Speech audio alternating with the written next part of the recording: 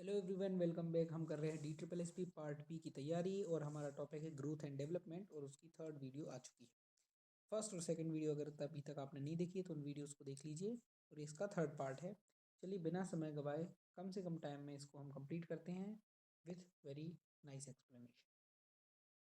तो हमारा पहला क्वेश्चन आज का, the physical development of a child compasses, मतलब किसी बच्चे का जो है फिजिकल डेवलपमेंट उसकी बात कर रहे हैं ना, तो उसमें क्या क्या शामिल होता है? Bodily changes, fine motor skills. तो दोनों चीज़ें हैं, बॉडी में चेंजेस आते हैं, फाइन फाइन क्रॉस दोनों तरह के मोटर स्किल्स हैं ना, गतिक कौशल, सूक्ष्म गतिक कौशल, तो दोनों चीज़ें होती हैं। ऑप्शन नंबर बी सही हो जाएगा।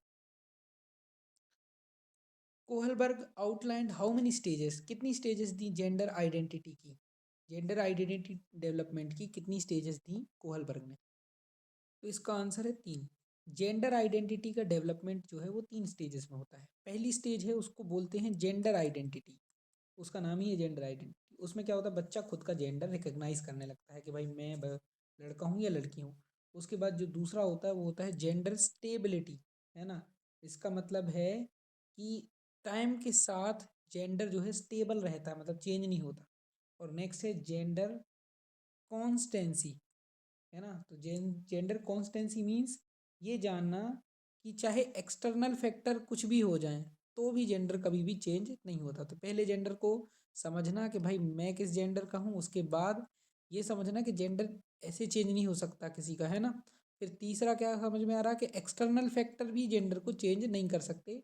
ये तीसरा होता है वो जेंडर कॉन्स्टेंसी बताता है। बढ़ते हैं नेक्स्ट क्वेश्चन पर। नेक्स्ट क्वेश्चन कहता है कि उस डिसऑर्डर के बारे में बताइए that involves a profound failure in social linguistic and imaginative development. तो भाई इमेजिनेटिव डेवलपमेंट नहीं हो रहा, लैंग्वेज का डेवलपमेंट नहीं हो रहा, सोशल, तो आप सोशल नहीं हो पा रहा है, वो कहलाता है ऑटिज्म, है ना। हिंदी में बोलते हैं स्वलीनता। जिनको ऑटिज्म हो जाता है बच्चे, वो कम्युनिकेशन नहीं कर पाते लोगों से, है ना, उनको बहुत चैलेंज होते हैं इन सब चीज़ों में जो आपसे क्वेश्चन में लिखा हुआ है। ऐसे बच्चे जो है वो आई कांटेक्ट नहीं करते और सोशल इंटरेस्ट एक्शन को रेजिस्ट करते हैं और बार बार कोई बिहेवियर रिपीट करते हैं। नेक्स्ट क्वेश्चन कहता है कि पियाजे की जो मोरल डेवलपमेंट की स्टेज है ना, कॉग्निटिव नहीं, मोरल डेवलपमेंट की, उसके कॉन्टेक्स्ट में इनमें से कौन सा पेयर करेक्टली मैच्ड है ना। तो आपको सुमेलित बताना है, क्या सही सुमेलित है पियाजे का जो नैतिक विकास का सिद्धांत है। प्री मोरल 0 to 5 years, तो ये बिल्कुल सही है। नेक्स्ट है मोरल रियलिज्म 5 to 10 years, ये भी बिल्कुल सही है। तो देखो इन्होंने में 3 स्टेजेस दी थी, किन्होंने, पियाजे ने 3 स्टेजेस दी थी। पहले को बोलते हैं प्री मोरल, फिर कहलाता मोरल रियलिज्म, और तीसरा होता है मोरल रिलेटिविज्म जो कि 10+ ईयर्स के बाद, है ना, शुरू होता है। तो प्री मोरल स्टेज में जो होता है बच्चों को थोड़ा बहुत अवेयरनेस रहती है रूल्स एक्ट पे, है ना, और ये सब उनके प्लेजर पे, मतलब आनंद पर बेस्ड रहते हैं। और नेक्स्ट क्या रहता है, मोरल रियलिज्म, इसमें थोड़ा सा बच्चों को समझ में आता है कि भाई रूल्स होते हैं वो फिक्स होते हैं, है ना, और कोई अथॉरिटी इन रूल्स को बनाती है। और जो मोरल रिलेटिविज्म हो गया वो तो भाई रिलेटिविटी समझ में आ रहा है ना, मतलब चेंज होते रहते हैं। उनको समझ में आ जाता है कि जो रूल्स हैं वो तो एक्चुअल में एग्रीमेंट है ना, अगर म्यूचुअल कंसेंट हो तो रूल्स को चेंज किया जा सकता है। तो नेक्स्ट क्वेश्चन कहता है कि dash is used to assess the basic physical condition of new born child immediately after birth, मतलब बच्चे का जन्म हुआ उसके तुरंत बाद क्या यूज़ किया जाता है बच्चे की बेसिक फिजिकल कंडीशन को मापने के लिए, आकलित करने के लिए, उसको बोलते हैं एब्गार स्केल। ये जो है वो 5 की साइंस को मापता है, जैसे बच्चे का अपीयरेंस क्या है, मतलब स्किन का कलर हो गया, फिर हो गया पल्स, हार्ट रेट क्या है बच्चे की, है ना, फिर क्या हो गया कि रिफ्लेक्सेस बच्चे दे रहा कि नहीं दे रहा है ना, जिसको ग्रिमेस भी बोलते हैं, और एक्टिविटी मसल की टोन, मतलब, और पांचवा हो गया रेस्पिरेशन, मतलब श्वास को। और हर चीज़ को 0 से 2 के बीच में रेटिंग दी जाती है, मतलब अगर अगर मैं पूछूँ रेस्पिरेशन तो 0 से 2 के बीच में मार्क्स देने पड़ेंगे, टोटल मार्क्स होंगे 10 में से टोटल स्केल बनेगी, है ना। अगर 7 से 10 के बीच में बच्चा स्कोर कर रहा है तो गुड हेल्थ का साइन है। और ये टेस्ट जो होता है वो 1 से 5 मिनट के बाद शुरू हो जाता है, जन्म के तुरंत बाद। इसे इसकी स्कोर से बच्चे जो है डॉक्टर है उसको पता चलता है कि भाई बच्चे को कोई मेडिकल असिस्टेंस या इमरजेंसी केयर की ज़रूरत तो नहीं है। Next in the context of developmental psychology which of the following pair is correctly matched. तो डेवलपमेंटल साइकोलॉजी के कंटेक्स्ट में इनमें से क्या करेक्टली मैच है? जो longitudinal studies Its research designs trace changes in the same people over a specific period of time. तो ये सही है. क्रॉस सेक्शनल स्टडीज क्या कहती है? It's research design study people of different ages at single point in time. देखिए, अगर आपको मतलब आपको क्या करना है, डेवलपमेंट का स्टडी करना है डेवलपमेंट साइकोलॉजी के अंतर्गत, तो दो तरह की स्टडीज हो सकती हैं. एक तो लॉन्गिट्यूडनल हो सकती है. अब लॉन्गिट्यूडनल में समझ में आ रहा है, लॉन्ग मतलब लंबे समय तक चलेगी. एक ही पर्सन है, उसको बचपन से लेके बूढ़े तक आपने क्या किया है, या फिर किसी खास स्पेसिफिक टाइम 10 साल 15 साल तक आपने क्या किया, उसको ऑब्जर्व किया, उस पर स्टडी की, तो वो लॉन्गिट्यूडनल स्टडी कहलाती है. वो बंदा फिक्स है. लेकिन क्रॉस सेक्शनल स्टडी, जो आपने देखा होगा, पाइप होता है, पाइप में से पानी निकलता है, तो इसको क्रॉस सेक्शन एरिया बोलते हैं ना इस इलाके को. तो क्रॉस मतलब यहाँ से चीज़ें बार बार क्रॉस हो रही हैं, अलग अलग चीज़ें उसके सामने आ रही है. वैसी क्रॉस सेक्शनल स्टडीज़ में क्या होगा कि अब भाई आप ये बताइए, अगर आपको किसी पर रिसर्च करना है, अब एक ही जन पर अगर 20 साल तक रिसर्च करोगे 0 से 20, तो आपको 20 साल लग जाएंगे. अब आप चाहते हो कि इतना टाइम नहीं लगे, आपको टाइम बचाना है अपना, है ना. तो आप ऐसे ही करोगे ना कि 0 से 5 एज ग्रुप का, और 5 से 10 एज ग्रुप, 10 से 15 और 15 से 20 मान लो, है ना. इनका आप क्या करोगे, इनको एक साथ कुछ अलग अलग लोग रख लोगे, 5 एज ग्रुप वाले, 10 वाले, 15 वाले, 20 वाले, और एक ही टाइम पे इन चारों को ऑब्जर्व करते रहोगे, है ना. तो आपकी सारी स्टडी हो जाएगी कि भाई इतने में ये ऑब्जर्व किया, इतने में ये ऑब्जर्व किया, इस एज वालों में ये ऑब्जर्व किया. तो ये क्रॉस सेक्शनल स्टडी कहलाती है. तो यहाँ दोनों ऑप्शन जो है वो करेक्ट हैं. नेक्स्ट क्वेश्चन है कि एम्ब्रियोनिक स्टेज के बारे में करेक्ट स्टेटमेंट बताना है. पहला कह रहे हैं कि लास्ट स्टेज है, तो बिल्कुल नहीं, लास्ट स्टेज नहीं है. जो लास्ट स्टेज जो है वो तो फीटल है ना, मतलब भ्रूण अवस्था कहलाती है. उसके पहले जो होती है वो होती कौन सी, एम्ब्रियोनिक, है ना. और उसके भी पहले क्या होता है, और उसके पहले होती है जर्मिनल स्टेज. तो जर्मिनल, फिर एम्ब्रियोनिक, लास्ट में आता है फीटल स्टेज. तो next embryonic period is the danger period for German measles rubella virus. तो ये बात बिल्कुल सही है, ये डेंजर पीरियड है. इस टाइम पे अगर रूबेला से एक्सपोजर हो गया बच्चे का, है ना, तो बर्थ में बहुत सारे क्या हो सकते हैं, डिफेक्ट्स हो सकते हैं उस समय पे. तो ओनली 2 इसका करेक्ट आंसर हो जाएगा. नेक्स्ट है कि पियाजे के अकॉर्डिंग इनमें से क्या, किस टाइप की रीजनिंग करेक्ट है. पहला, inductive reasoning children use in the stage of concrete operation. Deductive reasoning, adolescence does not develop until, यहाँ प्रिंटिंग एरर है. डेवलप डिडक्टिव रीजनिंग मतलब does not develop until adolescence, है ना. तो दोनों ही सही है. जो डिडक्टिव रीजनिंग है मतलब निगमनात्मक तर्क, ये कहीं ना कहीं किससे रिलेटेड है, जो है वो अमूर्त चिंतन से रिलेटेड है, एब्स्ट्रैक्ट थिंकिंग से. तो ये कब होगी, ये तो भाई आपको पता है चौथी स्टेज में होती है. चौथी स्टेज में एडोलेसेंस लग जाता है. और इंडक्टिव रीजनिंग मतलब आगमनात्मक तर्क, ये तो बच्चे छोटी स्टेज में ही करने लगते हैं, 7 से जो है वो 11 की एज में ही करने लगते हैं, और इसमें 11+ में करेंगे, है ना, एडोलेसेंस में. तो दोनों ही सही हैं. नेक्स्ट क्वेश्चन है कि चिल्ड्रन के मोरल डेवलपमेंट के कॉन्टेक्स्ट में क्या करेक्टली मैच्ड है. पहला, moral actions which are the deliberate end result in negative consequence for other people. Moral actions other people के लिए नेगेटिव कॉन्सिक्वेंसेस में, ऐसा जरूरी तो नहीं है ना. मोरल एक्शन तो क्या है, जो प्रिंसिपल्स के अंदर कि भाई हमें सच बोलना चाहिए. अब मान लो आपने सच बोला और कोई चोर पकड़ा गया सच बोलने की वजह से, तो अब हो सकता है भाई चोर पकड़ा गया उसके लिए नेगेटिव कॉन्सिक्वेंसेज है, लेकिन ज़रूरी थोड़ी है कि नेगेटिव कॉन्सिक्वेंस ही हो आपके कुछ मोरल एक्शन करने से, है ना. तो आउटकम तो हमने बोला ही नहीं कि आउटकम क्या होगा, उसका आउटकम नेगेटिव हो सकता है, पॉजिटिव हो सकता है, लेकिन मोरल एक्शन का नेगेटिव कॉन्सिक्वेंस, है ना, हर बार हो ऐसा ज़रूरी नहीं है. तो ये तो गलत हो गया. दूसरा, socio conventional issues relate to uniformity on regulation of social conduct. तो सोशियो कन्वेंशनल इशू मतलब ऐसे एक्शंस जिनको सोसाइटी रॉन्ग मानती है, जो सोसाइटी के नॉर्म्स एक्सपेक्टेशन को वायलेट कर रहे हैं ना, regardless of that direct negative consequence, भले ही उनका नेगेटिव कॉन्सिक्वेंसेस ना हो, मतलब कोई उससे गलत ना हो रहा हो, लेकिन फिर भी सोसाइटी में वो चीज़ सही नहीं मानी जाती, है ना. तो इसको सोशियो कन्वेंशनल इशू तो कहते हैं. तो ओनली 2 करेक्ट हो जाएगा इसका. नेक्स्ट है विच of the following pair of motor skills in early childhood it is correct. मतलब पूर्व शैशवावस्था बाल्यावस्था में मोटर स्किल गतिक कौशल के बारे में क्या सही है.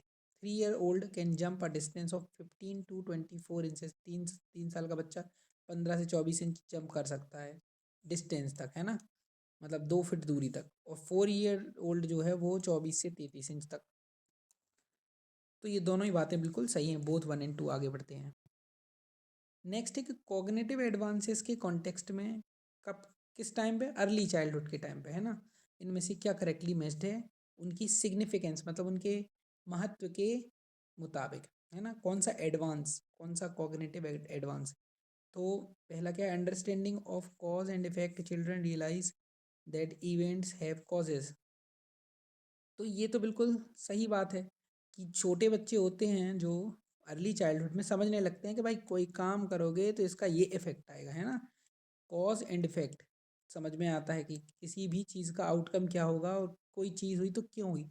धीरे धीरे ये चीज़ तो वो समझने लगते हैं। तो ये तो सही है। नेक्स्ट है empathy, children can count and deal with quantities. तो ये भी सही है, बट लिखा है एम्पैथी।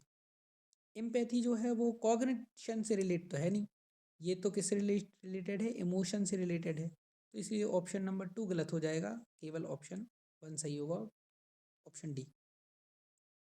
नेक्स्ट है, ये तो बार बार आ चुका है, 2 से 7 साल मतलब प्री ऑपरेशनल। नेक्स्ट है कि एडोलेसेंस मतलब यौवन अवस्था के दौरान जो है, जो शारीरिक बदलाव होते हैं वो कौन ट्रिगर करता है, कौन कंट्रोल करता है। पहला हाइपोथैलेमस, बिल्कुल हाइपोथैलेमस से बहुत सारी ग्रंथियाँ मतलब बहुत सारी चीज़ों को ये हाइपोथैलेमस आदेश देता है कि भाई ये रिसाक इन इन जो हार्मोन्स हैं, है ना, इनको क्या करो तुम, सेक्रेट करो। फिर ऐसे ही एंडोक्राइन ग्लैंड्स, बिल्कुल ये भी, तो दोनों ही सही हो जाएंगे। इसका ओनली 1 and बोथ 1 and 2 दोनों से ही हार्मोन रिलीज होते हैं ना। नेक्स्ट है पियाजे की जो अप्रोच है उसमें प्री ऑपरेशनल स्टेज बताना है कि क्या है। पहला second major stage of cognitive, ये तो बिल्कुल सही है। In this stage children become more sophisticated in their use of symbolic thought but are not yet able to use logic. तो कह रहे सिंबॉलिक थॉट तो बच्चे अच्छे से करने लगते हैं बट लॉजिक यूज नहीं कर पाते। तो दोनों ही बातें बिल्कुल सही हैं, है ना। तो इस टाइम पे आपने पता होगा कि ट्रांसडक्टिव रीजनिंग का यूज़ करते हुए, है ना, तो पूरी तरह से जिन दो चीज़ों का कोई आपस में कनेक्शन नहीं होता उनसे कोई रीजनिंग लगाने की कोशिश करती, तो प्रॉपर लॉजिक यूज़ नहीं कर पाती है। तो सही है ये दोनों बातें, है ना। नेक्स्ट है मोटर स्किल मतलब गतिक कौशल के कॉन्टेक्स्ट में हैंडेडनेस क्या है, हैंडेडनेस तो ये है preference for using particular hand मतलब किसी खास हाथ का यूज़ करना काम के लिए, है ना। महत्व देना किसी खास हाथ को महत्व देना। जैसे मैं बाएं हाथ से लिखता हूँ या बाएं हाथ से बॉल फेंकता हूँ तो वो हैंडेडनेस। इससे ये भी समझ में आता है कि ब्रेन का कौन सा हेमिस्फीयर ज़्यादा डोमिनेंट है मोटर कंट्रोल के लिए। तो जो जिनका लेफ्ट लेफ्ट वाला पार्ट ज़्यादा चलता है ना, उनका राइट हेमिस्फीयर ज़्यादा अच्छे से वर्क करता है। अब 90% लोग तो राइट हैंडेड होते हैं, तो इसका मतलब है उनका लेफ्ट हेमिस्फीयर डोमिनेंट है ना, फाइन मोटर कोऑर्डिनेशन के लिए। नेक्स्ट क्वेश्चन है कि चिल्ड्रन बच्चों की जो थ्योरी ऑफ माइंड है इसके कॉन्टेक्स्ट में क्या करेक्ट है ये बताना है। It is the awareness and understanding of mental process. तो बिल्कुल सही है, it is the awareness and understanding of mental process मतलब मेंटल प्रोसेस को समझना है। क्या, थ्योरी ऑफ माइंड। इसका मतलब क्या हुआ कि लोगों की डिज़ायर्स, थॉट्स और पर्सपेक्टिव हमारे खुद के पर्सपेक्टिव से अलग हो सकते हैं। कब डेवलप होती है, 4 से 6 ईयर्स की एज में थ्योरी ऑफ माइंड जो है वो डेवलप होती है ना। इसकी वजह से ही एम्पैथी आती है कि भाई दूसरा अलग तरीके से सोच सकता है ना, सोशल अंडरस्टैंडिंग बनती है। स्टेटमेंट 2 क्या बोलता है, स्टेटमेंट 2 बोलता है Brazelton was the first scholar to investigate this theory. तो जो ये थ्योरी है पहली बार किसने स्टडी की थी, ये प्रीमैक एंड वुडरफ ने की थी, है ना। प्रीमैक और वुडरफ ने, ब्रेजल्टन ने नहीं की थी। इसलिए ये ऑप्शन ये वाला गलत हो जाएगा, ऑप्शन ओनली 1 करेक्ट हो जाएगा मतलब सी। नेक्स्ट कह रहा है कि वही कॉग्निटिव एडवांसेस के कॉन्टेक्स्ट में जो कौन सा स्टेटमेंट है वो कैटेगराइजेशन को डिस्क्राइब करता है। फर्स्ट है it helps children think logically मतलब कैटेगराइजेशन, नाम ही आ रहा है, कैटेगरी में अगर डिवाइड करोगे इसका मतलब एक कोई लॉजिक लगाया होगा, तो ये तो बिल्कुल सही बात है। It includes such sophisticated abilities as seriation, transitive inference and class inclusion. Class inclusion मतलब किसी चीज़ को किसी खास क्लास में इंक्लूड करना, है ना। जैसे पेन है तो पेन को या पेंसिल को इरेजर को हम स्टेशनरी की क्लास में डालेंगे, लेकिन मैगी को ग्रॉसरी की क्लास में डालेंगे, है ना, मतलब उस ग्रुप में डालेंगे। और फिर उसमें सीरिएशन भी होता है, सीरीज में ये पहले फिर उसके बाद फिर उसके बाद फिर इसके बाद, तो ये भी बिल्कुल सही है। तीसरा है transitive inference is the ability to understand the relationship between a whole class and its part. तो ये गलत हो जाएगा। कल पढ़ा था हमने ट्रांजिटिव इन्फरेंस क्या होता है, कि अगर ए ग्रेटर देन बी है, बी ग्रेटर देन सी है, तो इससे हमने अंदाज़ा लगा लिया, इससे इन्फरेंस निकाला क्या कि ए ग्रेटर देन सी होगा। तो इसमें 1 2 सही आंसर होगा। तो न्यूनेटल जॉन्डिस क्या है? Condition in many newborn babies caused by immaturity of liver and evidenced by yellowish appearance. तो जो न्यूबॉर्न बेबीज होते हैं, कई कई बार उनका liver properly function properly develop नहीं होता है, इमेच्योर होता है, तो उस वजह से बिलरुबिन को वो प्रॉपरली एफिशिएंटली क्या नहीं कर पाते, प्रोसेस नहीं कर पाते, इसलिए उनकी स्किन आइज येलो रहती हैं। तो ये तो बिल्कुल सही है। Next, it can cause brain damage if not treated properly. तुरंत अगर इसका इलाज नहीं हुआ तो ब्रेन डैमेज कर सकता है, बिल्कुल सही बात है, दोनों ही ऑप्शन करेक्ट है। और ये याद रखिएगा, इसका इलाज होता है फोटोथेरेपी से, है ना, फोटोथेरेपी यूज़ की जाती है इसमें। और नहीं तो फिर ब्लड को ही ट्रांसफ्यूज़ करना पड़ता है, मतलब खून चढ़ाना पड़ता है दूसरा, है ना, सही वाला। नेक्स्ट है कि बताना कि क्या करेक्ट है प्रिंसिपल डेवलपमेंट में। से फॉलो कोडल मतलब सिर से पैर, लेकिन इसमें तो लिखा डाउन टू टॉप, तो गलत हो गया। Proximodistal means from centre to outward, तो ये सही है, ऑप्शन नंबर 2, ओनली 2।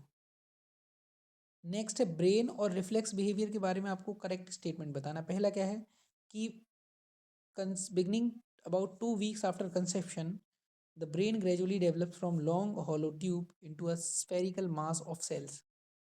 मतलब गर्भाधान के 2 हफ्ते के बाद, है ना, कंसीव करने के 2 हफ्ते बाद क्या होता है, ब्रेन धीरे धीरे एक लॉन्ग हॉलो ट्यूब के थ्रू क्या करता है, डेवलप करता है ना, तो ये बिल्कुल सही है। The cerebellum grows fastest during the first year of life, तो ये भी बिल्कुल सही है। सेरेबेलम क्या करता है, ये कंट्रोल कोऑर्डिनेशन इन सब चीज़ों को क्या करता है, मतलब बैलेंस कोऑर्डिनेशन इन सब चीज़ों को कंट्रोल करता है। तो ये पहले साल में तो सबसे तेज बढ़ता है, ताकि बच्चा जो है वो क्रॉलिंग स्टैंडिंग ये सब कर पाए, है ना, उसको पहले मोटर स्किल्स सीखना है ना, तो इसलिए ये वाला पार्ट सबसे तेज ग्रो करता है।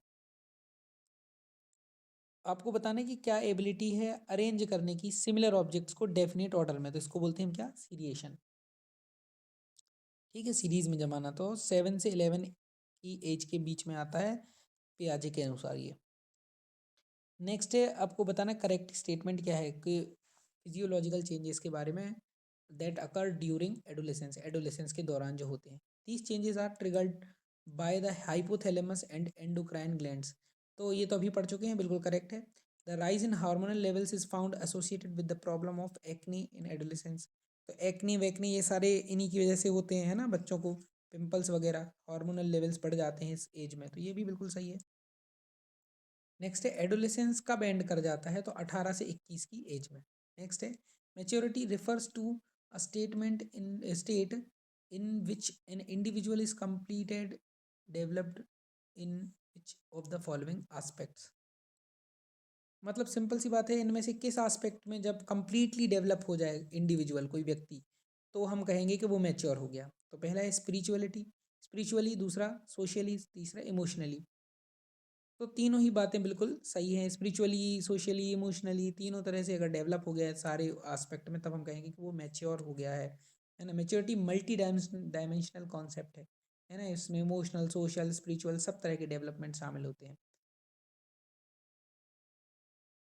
नेक्स्ट क्वेश्चन क्या कह रहा है कि प्यूबर्टी फिजिकल चेंजेस को रेफर करता है जो कब होते हैं, तो एडोलेसेंस के टाइम पे होते हैं, चाइल्डहुड के टाइम पे तो होते नहीं, ऑप्शन नंबर 1 सही हो जाएगा केवल, है ना, ओनली 1। नेक्स्ट क्वेश्चन कह रहा कि कॉग्निटिव और इंटेलेक्चुअल डेवलपमेंट किसमें, एडोलेसेंट्स में, है ना, युवाओं में, उसके बारे में कौन सा कथन सही है। पहला, the gain in cognitive abilities are tremendous, मतलब अत्यंत बहुत ज़्यादा है ना, 8 से 12, तो ये बात बिल्कुल भी सही है। अर्ली चाइल्डहुड में बहुत ज़्यादा कहा जाए तो कॉग्निटिव डेवलपमेंट होता है, और फिर कहा जाए तो प्यूबर्टी वाले टाइम में, है ना, उस टाइम में भी बहुत तेज कॉग्निटिव डेवलपमेंट होता है, तो 8 से 12 तो उसमें आता नहीं है। Next, the information processing approach attempts to explain the cognitive strategy by which human brain process information, तो इसका मतलब है कि जो इंफॉर्मेशन प्रोसेसिंग अप्रोच है वो क्या है, वो ये उस पर फोकस करता है कि ब्रेन कैसे इंफॉर्मेशन को प्रोसेस करता है इंक्लूडिंग ड्यूरिंग कॉग्निटिव डेवलपमेंट। तो ये बात बिल्कुल सही है।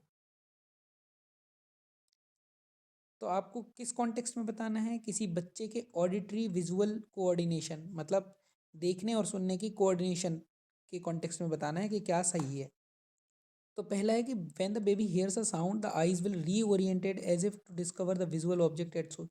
मतलब किसी बच्चे को जब कोई साउंड सुनाई देगा तो बच्चा उस तरफ देखेगा, है ना, उस सोर्स को ढूंढने की कोशिश करेगा। ने तो ये बिल्कुल सही है। Butterworth and Castillo found in their study that the new born looked to the source of the sound. Butterworth और कैस्टिलो ने अपनी स्टडी में ये पाया कि बच्चे साउंड के सोर्स की तरफ देखते हैं। तो ये दोनों बातें बिल्कुल सही हैं। नेक्स्ट क्वेश्चन कह रहा है कि कितने हफ्तों में पहला पोस्चरल मतलब पोस्चर से रिलेटेड रिफ्लेक्स ऑब्जर्व की जाती हैं। तो इसका आंसर है 24 महीने। याद रख लेना इसको बस। पहला है कि in the context of studying infant perception, मतलब किसी बच्चे के परसेप्शन को पढ़ने के कॉन्टेक्स्ट में who was the Pioneer of the visual preference method. मतलब पायनियर मतलब प्रणेता, किसने सबसे पहले विजुअल प्रेफरेंस मेथड का यूज़ किया। तो इसका आंसर क्या होगा, इसका आंसर है रॉबर्ट फेंट्स। इनफेंट, फेंट में भी फेंट आ रहा, रॉबर्ट फेंट्स में भी फेंट्स आ रहा। तो इनफेंट पे इन्होंने क्या किया, रिसर्च किया है ना उनकी जो विजुअल प्रेफरेंस मेथड पर, कि किस चीज़ को वो प्रेफर करते हैं देखना, है ना, हाई कंट्रास्ट स्टिमुलाई को वो ज़्यादा प्रेफर करते हैं, है ना। नेक्स्ट क्वेश्चन कहता है कि किसी बेबी के मतलब शिशु के मोटर डेवलपमेंट से रिलेटेड क्या करेक्टली मैच्ड है उस महीने से, है ना। तो जैसे लिखा है सेकंड मंथ, मतलब दूसरे महीने में बच्चा ये करने लगता है क्या, लिफ्ट्स हेड व्हेन प्रोन, मतलब पेट के बल जब लेटा होता है तो अपना सिर उठाता है ऊपर की ओर। तो ये बात बिल्कुल सही है, दूसरे महीने में ऐसा करने लगता है। Rolls from side to side rolling करता है बच्चा, कौन से महीने में, फिफ्थ। तो ये तो फिफ्थ से पहले ही करने लगता है, फोर्थ महीने में ही करने लगता है लगभग। तो दूसरा गलत हो जाएगा, पहला सही हो जाएगा, है ना। 5वें महीने में तो वो बैक टू बैक रोल करने लगते हैं। नेक्स्ट है कि पियाजे की थ्योरी के अकॉर्डिंग लिमिटेशन क्या है प्री ऑप्शनल स्टेज में थिंकिंग की, है ना, और जिनको best illustrated bye children performance. तो पोजीशन, टास्क, कंजर्वेशन, कंस्ट्रक्शन। तो आपको पता है कि सेकंड स्टेज में लैक ऑफ कंजर्वेशन रहता है, तो यही इसका आंसर हो जाएगा। उनको कंजर्वेशन टास्क दोगे आप तो वो उसको परफॉर्म नहीं कर पाएंगे।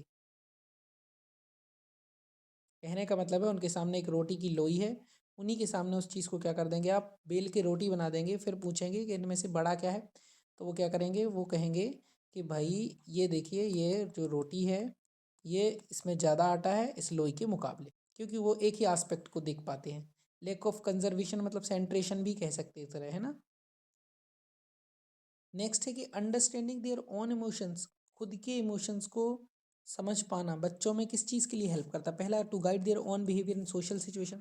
तो सोशल सिचुएशन में बच्चे खुद को गाइड कर पाते हैं, तो बिल्कुल सही बात है कि मान लो कोई झगड़ा हो गया, है ना, तो उसमें अपने आप को बच्चे खुद शांत कर पाते हैं। अगर इमोशंस को अंडरस्टैंड करेंगे तो फिर गाइड कर पाएंगे बिहेवियर को। टू टॉक अबाउट फीलिंग्स, तभी तो अपनी फीलिंग के बारे में टॉक कर पाएंगे। तो दोनों ही करेक्ट हैं। नेक्स्ट है पियाजे ने सिंबॉलिक प्ले को कितनी स्टेजेस में डिवाइड किया। तो आंसर है 4 स्टेजेस में डिवाइड किया। तो भाई जो पियाजे हैं और उनके बाद के जो रिसर्चर्स हैं उन्होंने सिंबॉलिक प्ले के बहुत सारे क्या बताए हैं, स्टेजेस बताए हैं। जैसे पहला कहलाता है फंक्शनल और सेंसरी मोटर प्ले। इसमें क्या बात करता है, बच्चा सिंपली मैनिपुलेट करता है चीज़ों को, है ना। फंक्शनल प्ले भी कह सकते हो या सेंसरी मोटर प्ले। दूसरा जो होता है वो कहलाता है कंस्ट्रक्टिव प्ले मतलब बिल्डिंग करने वाले गेम, किसी चीज़ को बनाने वाले, जैसे ब्लॉक्स टूटे मोटे हैं उनको ब्लॉक्स को इकट्ठा कर रहा है, जोड़ रहा है ना। या जो अपना वो आती है पजल्स आती हैं, उन पजल्स को क्या कर रहा है, ऐसे मिला के कुछ बना रहा है ना, बिल्डिंग वाले गेम। थर्ड जो है वो उसको बोलते हैं ड्रामेटिक और सिंबॉलिक प्ले, है ना, जिसमें बच्चा क्या करता है, pretend to play with roles and scripts के साथ, है ना, टीचर टीचर खेल रहा है इस तरह से। और चौथा जो है गेम्स विथ रूल्स, है ना। तो अब सोशल प्ले आ जाता है, जो चौथा है वो क्या है, गेम्स विथ रूल्स या emergence of structured social play. तो 4 स्टेज, 4 एक तरह से उसने क्या बताए, स्टेजेस बताए। नेक्स्ट है in the context of evolution of brain जो the following statement is correct. तो ब्रेन के एवोल्यूशन के बारे में क्या गलत है क्या सही है ना। पहला है कि बेबी न्यूबॉर्न बेबी का जो ब्रेन का वजन है वो एवरेज वेट 450 होता है, तो 350 से 450 होता है। It is correct. नेक्स्ट है in the first week of foetal development, मतलब पहले भ्रूण के विकास के पहले हफ्ते में brain has taken on its adult shape, तो एडल्ट शेप नहीं लेता भाई, बहुत देर बाद एडल्ट शेप आता है बहुत, तो इसका ऑप्शन 2 गलत हो जाएगा, ओनली 1। तो 3 माउंटेन टास्क पिछली वीडियो में बता चुके किसने दिया, पियाजे ने। नेक्स्ट क्वेश्चन है कि प्ले के कॉन्टेक्स्ट में कौन से स्टेटमेंट करेक्ट है। पहला, बेल्स्की एंड मोस्ट ने फाउंड पाया somewhere between age of 12 and 18 months babies begin to play with objects in symbolic way, तो ऑब्जेक्ट्स को सिम्बोलिक वे में लेकर बच्चे खेलना शुरू कर देते 12 से 18 महीने के बीच में, ये बात बिल्कुल सही है। स्लेड ने ऑब्जर्व किया कि toddlers playing at home both on their own and with their mother, मतलब माँ के साथ भी खेलते हैं और खुद भी खेलते हैं, तो ये भी सही है। O'Connell and Bretherton compared children's responses to mother's suggestion during play at the 20 and 28 months at the age of, मतलब जो ओकॉनेल हैं और ब्रेथरटन हैं उन्होंने कंपेयर किया बच्चे की रिस्पॉन्सेज को टू मदर सजेशंस, है ना, मतलब माँ ने क्या सजेस्ट किया और उन्होंने उसमें क्या किया 20 से 28 महीने के बच्चों की एज ग्रुप को लेकर, तो ये भी बिल्कुल सही है प्ले के कॉन्टेक्स्ट में, तो तीनों चीज़ें सही हैं।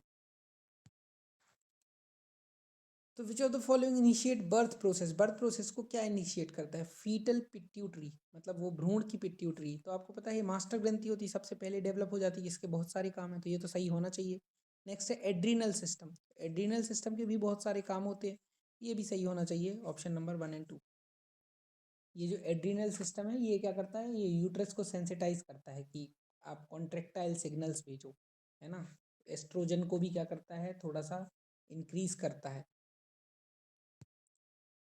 नेक्स्ट है moral judgement of the child, the moral judgement of the child book किसने लिखी है, ये लिखी है हमारे प्याजे भाई ने। बस इसी में क्या किया है, वो हीट्रोनोमस मोरलिटी, ऑटोनोमस मोरलिटी, ये सारी चीज़ें उन्होंने लिखी हुई हैं। नेक्स्ट है reaching and grasping is an important aspect of development in infancy, मतलब शैशवावस्था में रीचिंग ग्रास्पिंग पहुंचना, उस चीज़ को पकड़ना, है ना, ये इंपॉर्टेंट आस्पेक्ट है, इनमें से क्या स्टेटमेंट इसके बारे में करेक्ट है बताना है। तो पहला है पियाजे thought that hand movements and vision, मतलब हाथों का मूवमेंट और विजन इनिशियली इंडिपेंडेंट होती है, ये बिल्कुल सही है, पियाजे ने ऐसा ही सोचा था। Bower noted that congenitally blind infants seem to go through a period of hand regard, तो यहाँ कंजेनिटली लिखा है, मतलब जन्म से, है ना, जन्मजात, तो जन्मजात अंधे बच्चे होते हैं वो हैंड रिगार्ड के पीरियड से गुजरते हैं, ये बोवर कहते हैं। तो हैंड रिगार्ड का मतलब होता है अपनी हैंड को इंस्पेक्ट करना, विजुअलाइज करना, अपने हाथों को देखना। अब जब बच्चा जन्मजात ब्लाइंड है तो हैंड रिगार्ड के पीरियड से कैसे गुजरेगा, तो ये तो गलत हो जाएगा, ये बस सही हो जाएगा, ओनली 1। नेक्स्ट है विच of the following combination is not correct, अब ये बताना कि क्या करेक्ट नहीं है ना पियाजे की कॉग्निटिव डेवलपमेंट की स्टेज से। प्री ऑपरेशनल में जो है कंजर्व नहीं कर पाती है, तो सही है। फॉर्मल ऑपरेशन में no language and no thought, ऐसा कैसे हो सकता है ना, फॉर्मल ऑपरेशन तो सबसे लास्ट स्टेज है, तो ये तो गलत हो गया, यही गलत हो गया बी। कॉन्क्रीट में अंडरस्टैंडिंग ऑफ नंबर्स, अब तो सही हो जाएगा, ऑप्शन बी गलत हो गया तो। और नेक्स्ट क्या है, सेंसरी मोटर में no idea of objective reality, ये भी सही है ना, सेंसरी मोटर जब अंत होता है तभी तभी आता है ऑब्जेक्ट परमानेंस। कर्ट लेविन के अनुसार एडोलेसेंट बिटवीन टू वर्ड्स, एक क्या है, ये एक मार्जिनल, मार्जिन मतलब हाशिए में है ना, हाशिए पर है, दो वर्ड्स के, दो वर्ड्स मतलब कौन कौन सा, चाइल्डहुड और एडल्टहुड के हाशिए पर है कौन, एडोलेसेंट, तो मार्जिनल मैन कहलाएगा वो। नेक्स्ट है कि जो हरलॉक थे उन्होंने डिफरेंट पीरियड सजेस्ट किए, एडोलेसेंस के अंदर है ना, मतलब युवा अवस्था को भी उन्होंने 3 हिस्सों में बांट दिया, तो क्या करेक्टली मैच्ड है बताओ। प्री एडोलेसेंस 10 से 12 ऐसा उन्होंने कहा था, फिर ये भी सही है, अर्ली एडोलेसेंस 13 से 16 और 17 से 21 जो है वो लेट एडोलेसेंस, तीनों चीज़ें सही है। नेक्स्ट कहता है कि जो कैट है, कैट के अनुसार एडोलेसेंस का emergence as a period distinct from childhood and adulthood, पहले क्या होता था, या तो बच्चा चाइल्डहुड और चाइल्डहुड के बाद सीधा आता था एडल्टहुड, बड़ा हो गया, एडोलेसेंस तो कहीं गायब ही हो गया था, युवावस्था तो कहीं गायब ही हो गई थी, तो फिर क्या हुआ, तो सॉरी किशोरावस्था, है ना, किशोरावस्था कहीं गायब हो गई थी, तो क्या हुआ, जब अमेरिका में कंपलसरी एजुकेशन आई, इंडस्ट्रियलाइजेशन का टाइम आया, तो उसमें क्या होगा कि भाई एक खास एज ग्रुप के जो बच्चे हैं, है ना, उनसे भी तो फुल फ्लेज्ड काम नहीं कराया जा सकता ना, अभी वो पूरी तरह से क्या नहीं हुए, एडल्ट नहीं हुए, और अभी बच्चे भी नहीं, वो थोड़े से बड़े हैं। अब क्या हुआ, जब कंपलसरी एजुकेशन आ गई, तो लोग जो स्कूलिंग का टाइम था वो बढ़ गया। मतलब पहले मान लो 5 साल के लिए, 10 साल के लिए पढ़ते होंगे बच्चे, अब ज़्यादा टाइम के लिए पढ़ने लगे जब कंपलसरी एजुकेशन आ गया। जैसे मान लीजिए इंडिया में कंपलसरी एजुकेशन आया, आरटी, तो आरटी की वजह से क्या हुआ, 6 से 14 साल के बच्चों के लिए अनिवार्य है शिक्षा। मतलब 8वीं तक तो कम से कम पढ़ने लगे ना, पहले हो सकता था कोई 5वीं के बाद ही छोड़ दे रहा, कोई थर्ड के बाद ही छोड़ दे रहा, अब कम से कम 8 तक तो पढ़ ही रहे।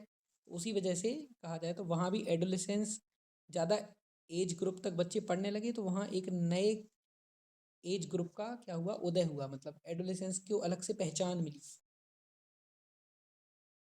नेक्स्ट है कि जो प्यूबर्टी का इमरजेंस है, कब, उसको ग्रोथ है स्पर्ट बोलते हैं, मतलब एकदम से सडन चेंजेस आते हैं। गर्ल्स में कब होता है, 10 से 12 ईयर्स में। तो ये कह रहे ब्रॉनफेन ब्रेनर के इकोलॉजिकल थ्योरी में सारे सिस्टम है, एक सिस्टम नहीं है, तो वो कौन सा सिस्टम नहीं है, सोशियो सिस्टम, कोई सिस्टम नहीं बताया उसने। उसने बताया था माइक्रो सिस्टम होता है, मतलब बच्चे का इमीडिएट एनवायरनमेंट, मतलब फैमिली हो गया, स्कूल हो गया। फिर मीजो सिस्टम, जो माइक्रो सिस्टम के बीच में और उसके बीच में क्या करे, कनेक्शन लाए, तो क्या हो गए, स्कूल आ गया, और भी चीज़ें आ गई। फिर एक्सो सिस्टम, एक्सो सिस्टम मतलब जो पेरेंट्स के वर्क प्लेस और जो इनडायरेक्ट एनवायरनमेंट है उनके बीच में कनेक्शन लाए। फिर उसके बाद मैक्रो सिस्टम, मैक्रो और बड़ा हो गया, जिसमें कल्चरल सोशल कॉन्टेक्स्ट आ गए। फिर क्रोनो सिस्टम, जिसमें टाइम बेस्ड चेंजेस आ गए अक्रॉस लाइफ, है ना। तो सोशियो सिस्टम तो कुछ है ही नहीं। नेक्स्ट है लॉजिकल थिंकिंग कब शुरू होगी, तो कॉन्क्रीट ऑपरेशनल में लॉजिकल थिंकिंग शुरू हो जाएगी, है ना, कॉन्क्रीट में। हालांकि उनके लिए कॉन्क्रीट कर पाएंगे, एब्स्ट्रैक्ट थिंकिंग नहीं कर पाएंगे वो, लेकिन फिर भी लॉजिकल थिंकिंग तो शुरू हो जाएगी। नेक्स्ट है कि जो सबसे ज़्यादा इंटेंस और क्रूशियल, मतलब इम्पोर्टेंट सोशलाइजेशन कब होता है, तो वो एडोलेसेंस में होता है, किशोर अवस्था में। क्यों, क्योंकि इसी स्टेज में तो कोई पर्सन है, उसको अपनी अलग आइडेंटिटी बनानी है ना, अलग से इंडिपेंडेंटली फंक्शन करना सीखना है, बियॉन्ड द फैमिली जाना है ना। Peer groups, school environment, media, ये सब उसके सोशलाइजेशन एजेंसी का काम करते हैं, है ना। सोशल प्रेशर होता है, पीयर प्रेशर होता है, नए रोल्स एक्सप्लोर करने होते हैं, रिलेशनशिप बनानी है, बहुत सारी चीज़ें होती हैं। इसलिए ये सबसे ज़्यादा इम्पोर्टेंट सोशलाइजेशन की जो है वो एज कहलाएगी। नेक्स्ट है वाइगोत्स्की की थ्योरी, जो है वो सोशल कंस्ट्रक्टिविस्ट अप्रोच कहलाएगी। नेक्स्ट है गैंग एज, गैंग कब बनाते हैं बच्चे, तो गैंग बनाते हैं लेट चाइल्डहुड में, है ना, 8 से 10 साल के बच्चे, 9 से 12। Who is father of genetic epistemology, तो एपिस्टेमोलॉजी क्या कहलाता है, एपिस्टेमोलॉजी मतलब वो शाखा जो कि इस चीज़ को एक्सप्लोर करती है कि ज्ञान का उदय कहाँ से हुआ है, ओरिजिन कहाँ से हुआ है, या डेवलप कहाँ से हुआ ज्ञान। तो इसके जो फादर हैं वो हैं वो पियाजे हैं। नेक्स्ट है इमेजिनरी ऑडियंस, डेविड एलकाइंड ने ये टर्म दी थी, ठीक है, डेविड एलकाइंड ने। तो ये किस स्टेज में आएगी, तो ये इमेजिनरी ऑडियंस एडोलेसेंट जो बच्चे होते हैं ना, जो किशोरावस्था के, वो ये फील करते हैं, तो वो फॉर्मल ऑपरेशनल में आना चाहिए। नेक्स्ट है वाइगोत्स्की के अनुसार जो छोटे बच्चे होते हैं वो कौन से मैकेनिज्म का यूज़ करते हैं। तो पहले तो आप कुछ ना भी पढ़ें तो आप ये देखिए कि इनमें से क्या वाइगोत्स्की ने बोला है, प्राइवेट स्पीच के अलावा कुछ बोला ही नहीं, उसी की दी हुई टर्म है, तो यही सही आंसर हो जाएगा। ऑटोनोमस मोरालिटी, मोरल से रिलेटेड है ना। सेंसरी बिहेवियर अलग ही बात है, ये तो कंजर्वेशन ऑफ एनर्जी, फिजिक्स तो चल ही रही है बच्चा भी, है ना। फिर भी क्वेश्चन पढ़ लेते हैं, शेयर्ड नॉलेज को पर्सनल नॉलेज में बदलने वाला मैकेनिज्म। तो प्राइवेट स्पीच में क्या होते हैं, बच्चे खुद से बात करते हैं ना, खुद से बात करते हैं, तो वो उनके थॉट्स को रेगुलेट करता है। इस प्रकार से शेयर्ड नॉलेज पर्सनल नॉलेज में कन्वर्ट होता है। नेक्स्ट है एब्स्ट्रैक्ट आइडियाज़ कब आने लगते हैं, तो फॉर्मल ऑपरेशन में। नेक्स्ट है पियाजे की टर्म। पियाजे की टर्म देखना है इनमें से क्या है, cognitive ability to solve problem that develop in adolescence, adolescence में किस तरह की कॉग्निटिव एबिलिटी जो है वो डेवलप होती है, प्रॉब्लम सॉल्विंग वाली, है ना। तो ये किसकी बात करते हैं, ये बात करते हैं हाइपोथेटिको डिडक्टिव रीजनिंग की बात। कॉन्क्रीट थिंकिंग एडोलेसेंस में नहीं होती है, उसके बाद उसके पहले ही होती है, वो है ना ट्रांजिटिविटी, और पहले होती है। ये चर्चा उन्होंने की नहीं, ट्रायल एंड एरर की, ये तो थॉर्नडाइक ने कहा है। नेक्स्ट है फीटस का टाइम पीरियड क्या है, तो 0 से 2 वीक तक चलता है क्या, वो पहली स्टेज जर्मिनल, फिर 2 से 8 वीक तक चलती है एम्ब्रियोनिक स्टेज, तो 8 वीक के बाद जो होती है वो 9 वीक से बर्थ तक चलती है तीसरी स्टेज। ये तो बार बार क्वेश्चन आ रहा है, क्वांटिटेटिव डायमेंशन ऑर्डर कर पा रहा बच्चा चीज़ों को, मतलब सीरिएशन बोलते हैं उसको।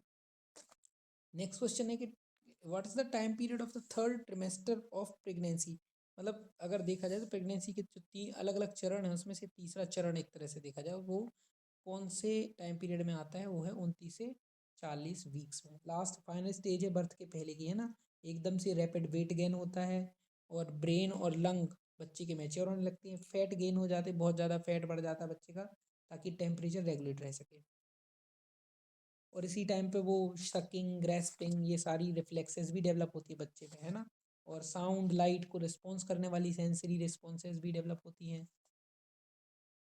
नेक्स्ट है ये 215, इसको पढ़िए और आप खुद आंसर लगाइए। तो कह रहे हैं मीजो सिस्टम का पार्ट क्या है, तो मीजो सिस्टम का पार्ट है स्कूल। इमीडिएट फैमिली तो हो गई, माइक्रो सिस्टम अब, और पीयर हो गया, नेबरहुड हो गया, और उसके तुरंत बाद जो उनके बीच में संपर्क बना रहा वो हो जाएगा स्कूल, है ना, मीजो सिस्टम में आ जाएगा वो।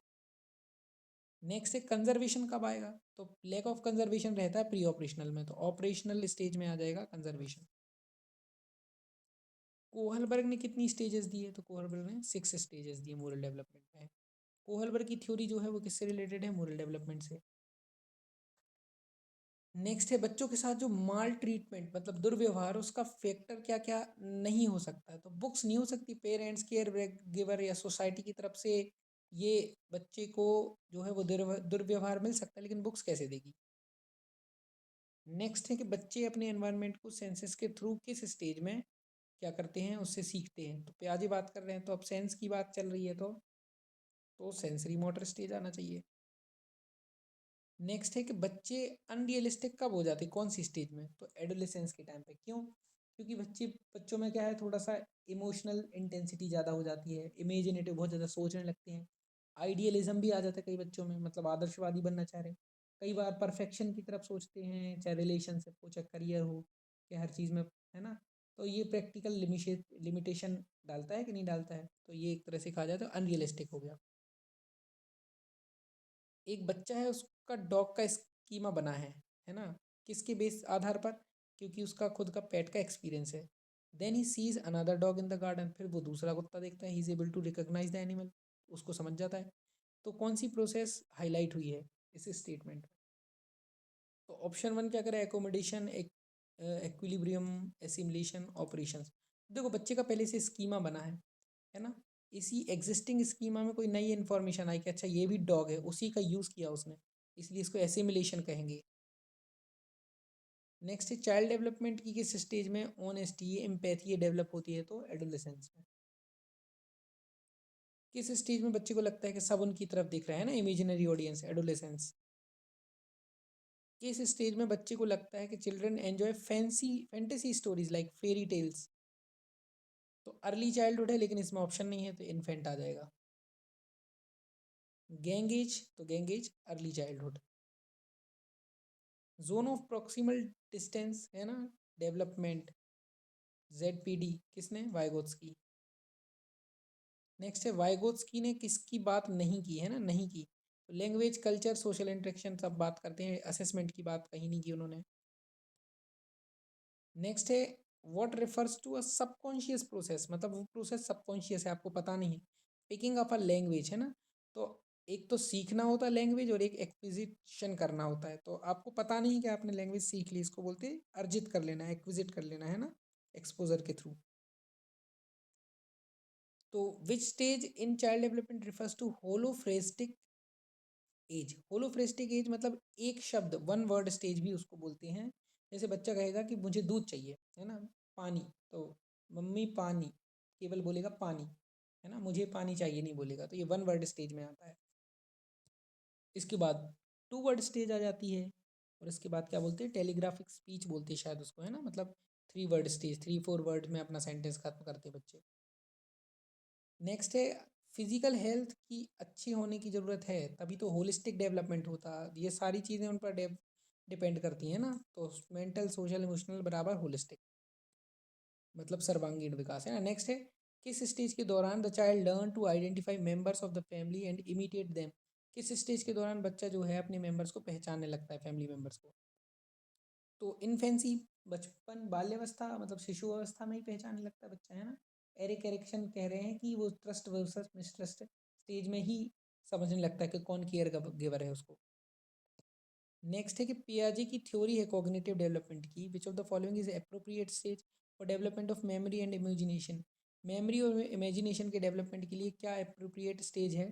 तो आपको पता है सिंबॉलिक थॉट, ये सब चीज़ें कब आती हैं? ये आती हैं प्री ऑपरेशनल स्टेज में।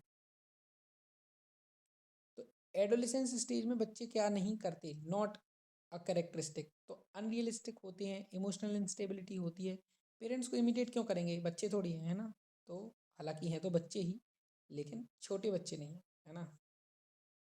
नेक्स्ट है, the child fully develops his fine motor skills eight which stage. किस स्टेज पर फुली डेवलप कर लेता फाइन मोटर स्किल? तो इसका आंसर हो जाएगा अर्ली चाइल्डहुड।